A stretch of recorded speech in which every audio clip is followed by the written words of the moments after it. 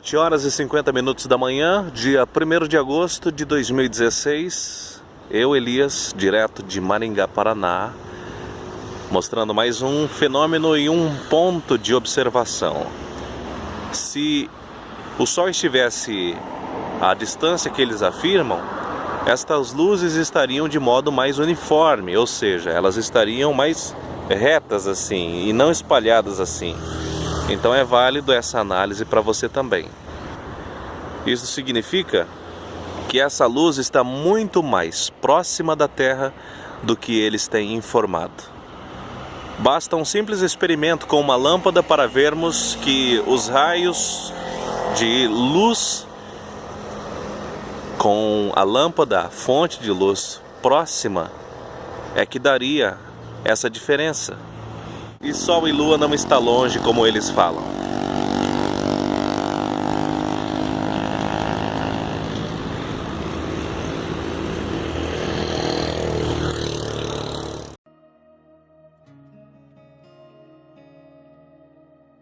Este é um triângulo equilátero, pois seus três lados possuem medidas iguais. A é igual a B, que é igual a C, e seus três vértices têm ângulos de 60 graus.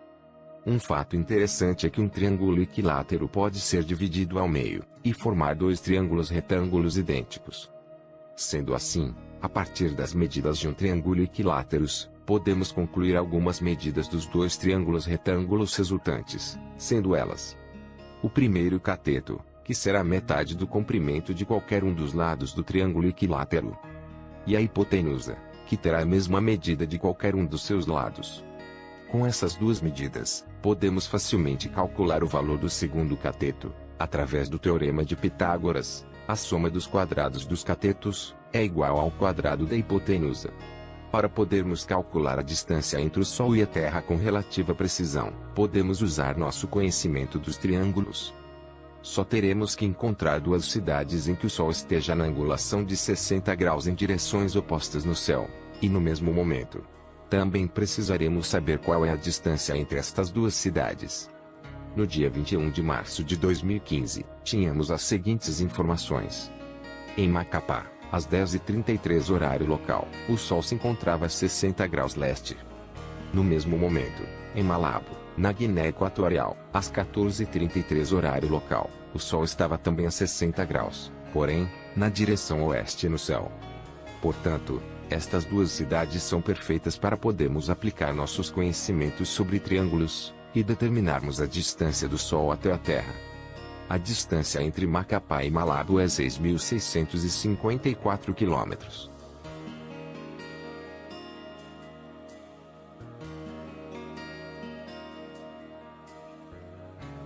Vamos começar a construir nosso triângulo, colocando a distância entre as duas cidades, que será a nossa base. Em seguida, vamos traçar uma linha com os ângulos de cada cidade até o Sol, que será a hipotenusa do triângulo. Vamos então criar uma linha, que irá do Sol até o meio da base, para formarmos dois triângulos retângulos idênticos.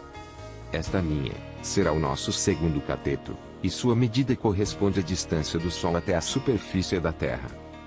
As medidas ficarão assim. O primeiro cateto é igual a 3.327 km. A hipotenusa é igual a 6.654 km. E o segundo cateto será a raiz do quadrado da hipotenusa, menos o quadrado do primeiro cateto. O que nos dá um valor de 5.762 km. Esta é a distância vertical aproximada entre o Sol e a superfície da Terra. No modelo Terra plana, o Sol circula a Terra uma vez a cada 24 horas. Tomando a circunferência oficial da Terra como 40.000 km. Teremos velocidade de deslocamento do Sol igual a 40.000 km em 24 horas, ou velocidade de deslocamento do Sol igual a 1.666 km por hora. Entre as 12 e as 18 horas, são 6 horas em que o Sol se desloca do zênite para o horizonte. Então temos, distância percorrida é igual a velocidade de deslocamento, vezes tempo decorrido. Distância percorrida é igual a 1.666 km por hora, vezes 6 horas. Então, a distância percorrida pelo Sol, entre as 12 e as 18 horas, é de, aproximadamente, 10.000 km. Agora que já sabemos a distância do Sol até a superfície da Terra, e também quanto ele se desloca entre as 12 e as 18 horas, podemos calcular a que distância o Sol se encontra quando está na linha do horizonte.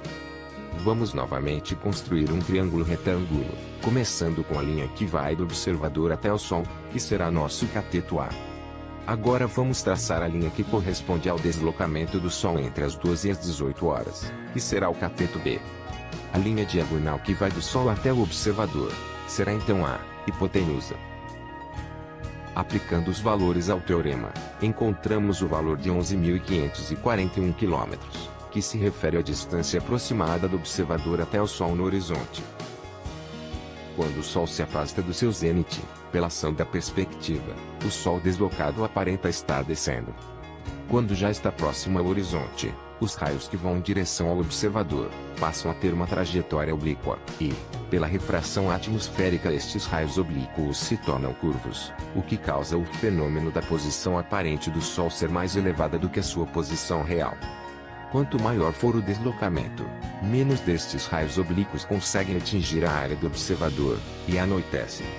A partir deste momento, nem mesmo os telescópios podem focalizar a sua luz, pois lentes convergentes não aproximam a imagem, elas funcionam ampliando imagens. Como a luz curvada não chega mais naquela área, não há nenhuma imagem para ser ampliada.